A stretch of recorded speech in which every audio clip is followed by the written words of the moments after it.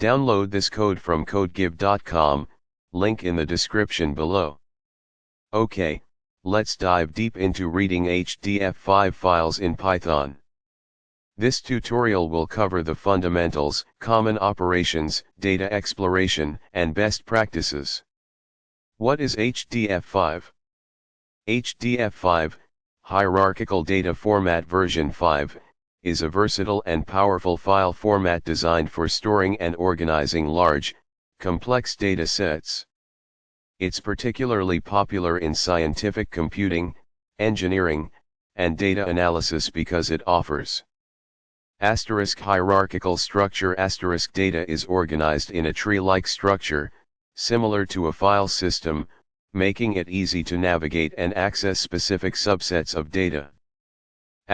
Large data handling. hdf5 is optimized for storing and retrieving massive amounts of data, often exceeding the capacity of memory. It uses chunking and other techniques to efficiently manage large data sets.